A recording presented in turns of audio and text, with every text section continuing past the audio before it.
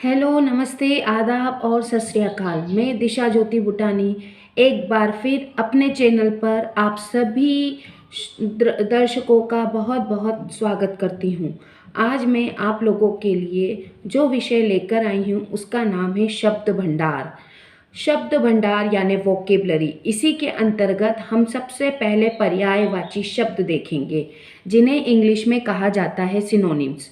पर्यायवाची शब्द को समानार्थक शब्द भी कहा जाता है। इस संबंध में मैं आप लोगों के मध्य एक ट्रिक लेकर उपस्थित हुई हूँ और वो ट्रिक क्या है, आइए हम जानें। यहाँ पानी के पर्यायवाची देखिएगा।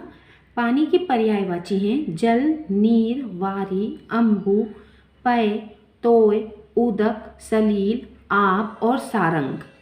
अब यहाँ पर जो पानी के पर्यायवाची हैं, यदि हम उन्हें याद कर लेते हैं तो उन्हीं से हम और कई शब्दों के पर्यायवाची बना सकते हैं। वो कैसे? तो आइए मैं सबसे पहले आपको कमल यानी कि पंकज के पर्यायवाची बता दूं।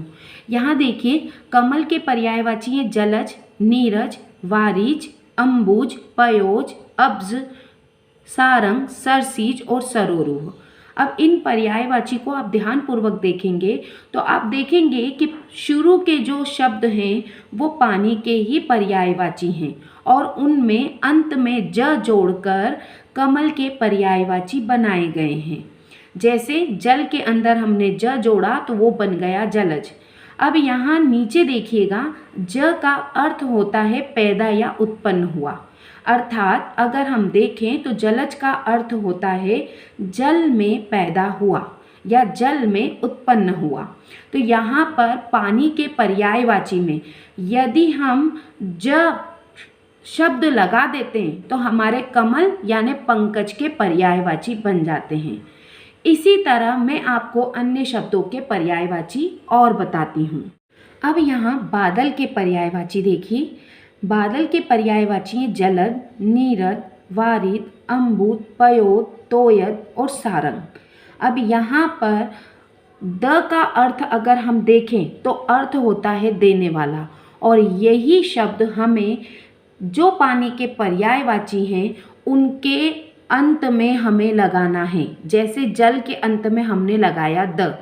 अब कभी कभी हमें कन्फ्यूजन हो जाता है कि बादल में के जो पर्यायवाची हैं उनमें द लगेगा या ज लगेगा। तो उसकी एक सिंपल ट्रिक है कि आप याद रखें कि बादल के बीच में जो द है वही द लगाकर हमें बादल के पर्यायवाची बनाने हैं।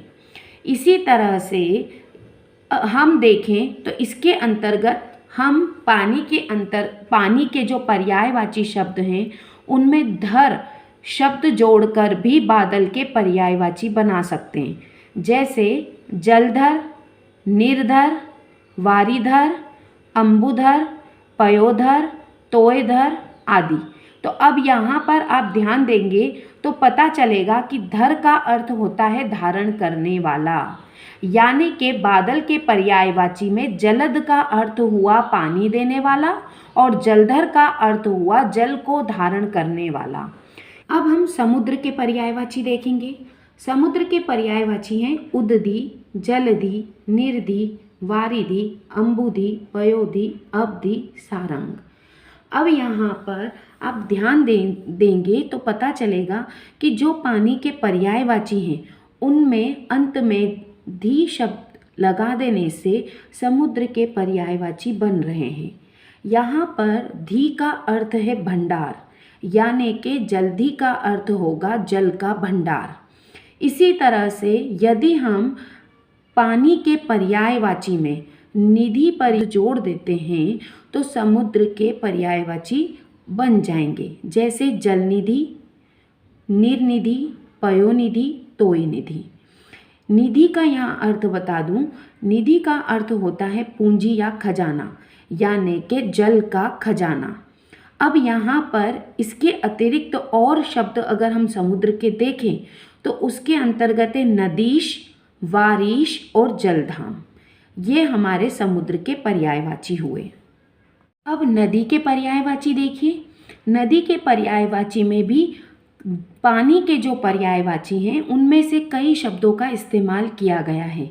जैसे जल, सलील, पय। अब यहाँ पर देखिए नदी के जो पर्यायवाची हैं उनमें है जलमाला, सलील से हो गया सलीला और पय से हो गया पयस्विनी। ये हो गए नदी के पर्यायवाची जो कि पानी के ही पर्यायवाची में शब्द जोड़कर बने हैं।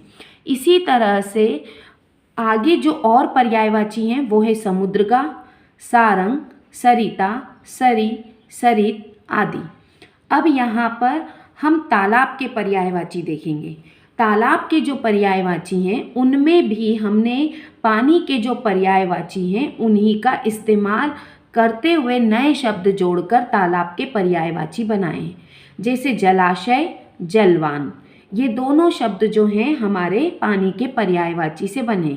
इसके अतिरिक्त सर, सरोवर, ताल, सरसी आदि जो पर्यायवाची बने हैं वो नदी के पर्यायवाची से मिलते जुलते हैं।